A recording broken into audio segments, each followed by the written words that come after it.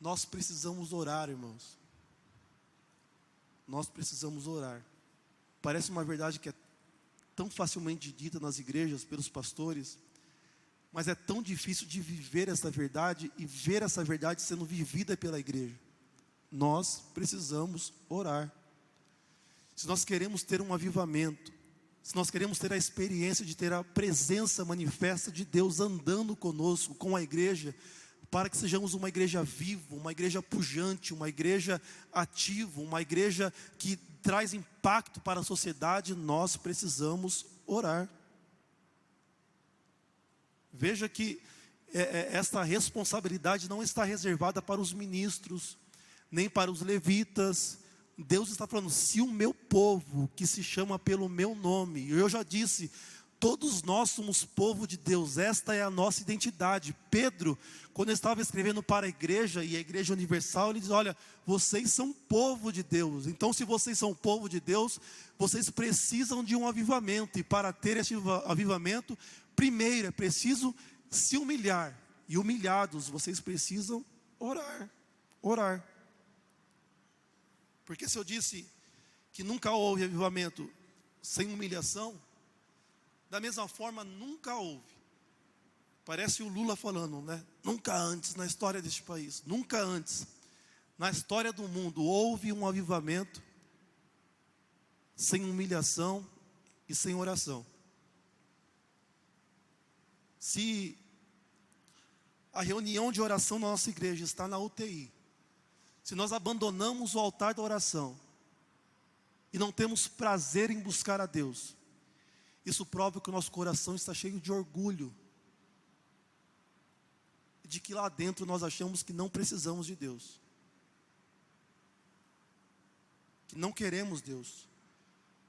A falta de oração prova que não há fome de Deus, porque é quando nós temos a necessidade de Deus, é quando nós oramos.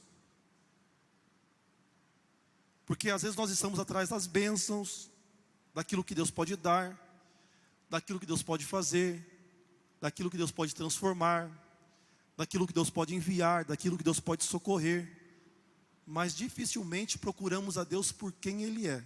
Oração, com certeza, não é só quando a gente vem na igreja, mas nós estamos falando sobre avivamento, não é sobre derramamento do Espírito sobre a igreja, sobre avivamento não só individual, mas um avivamento coletivo. E desde as Escrituras, desde lá, 2 Crônicas, o povo estava reunido, buscando. Lá em Atos capítulo 2, os discípulos estavam reunidos, orando por 10 dias. No avivamento da Rua Azusa, a igreja estava em oração. No avivamento da Inglaterra, a igreja estava em oração. No avivamento da Coreia do Sul, a igreja estava em oração. É claro, meus irmãos, que a oração coletiva, a oração da igreja, é um reflexo de uma vida de oração. Que quem não ora em casa, é claro que não vai vir orar na igreja. Não é um reflexo. A nossa obrigação como crente é isso que a irmã Sandra falou. Nós precisamos viver uma vida de oração em casa. Mas como nós precisamos como igreja, meus irmãos, o mundo lá fora, passar por essas portas aqui e ver essas cadeiras repletas de gente, não gritando, pulando, enquanto um pregador aqui profetiza um monte de bênção. Mas que poder essa igreja teria se tivesse aqui 500 pessoas hoje de manhã clamando pela presença de Deus. Este é o verdadeiro avivamento.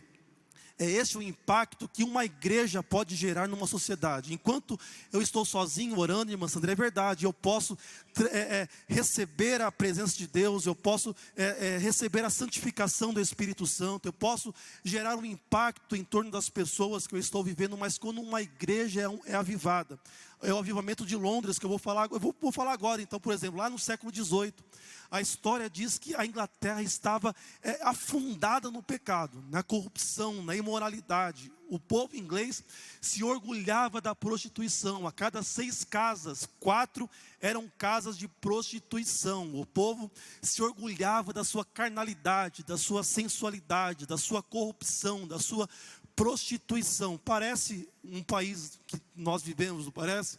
Mas é a Inglaterra do século XVIII. A história fala que os pregadores pregavam sermões mortos para igrejas vazias. Os crentes não tinham mais desejo de estarem nos cultos de ensino. A Bíblia fala que, a história fala que os pregadores já não tinham mais autoridade para pregar a verdade da palavra de Deus.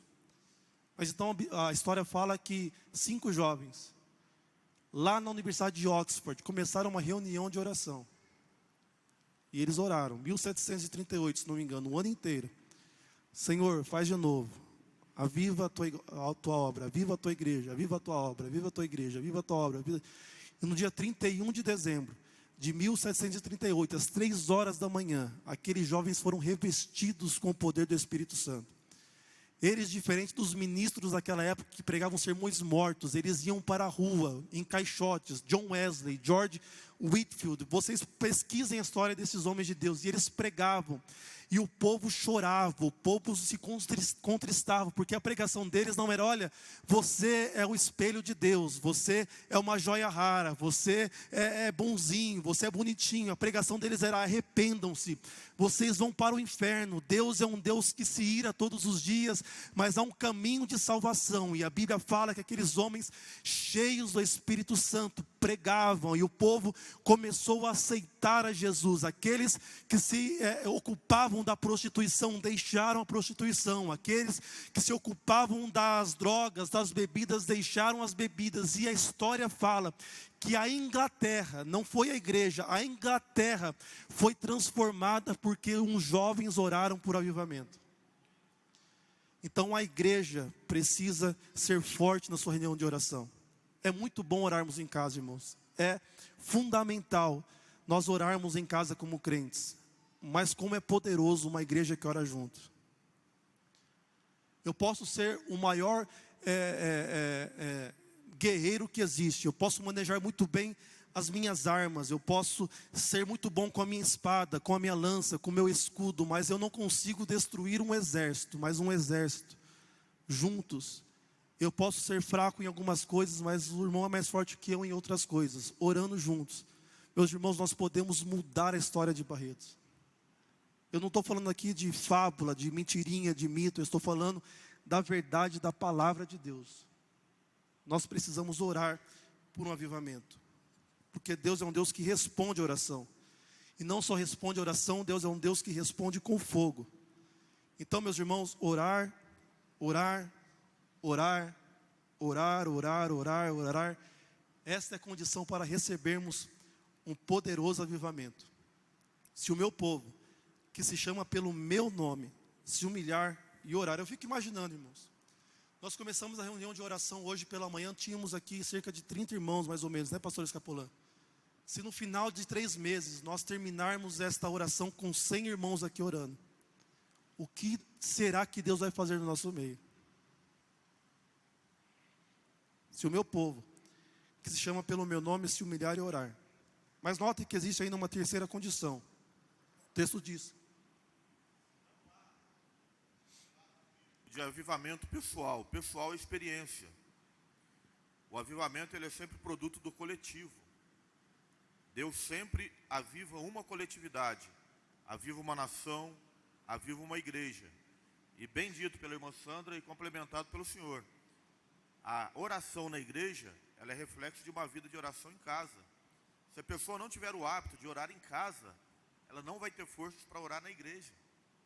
É simples assim. É importante isso, porque quem ora em casa geralmente tem uma intimidade com oração. Eu não ia falar isso, mas eu aprendi a orar, irmãos, e aprendo até hoje, me ajoelhando ao lado de pessoas que já oram há muito mais tempo do que eu. E às vezes eu fico ali do lado do pastor meia hora sem falar uma palavra.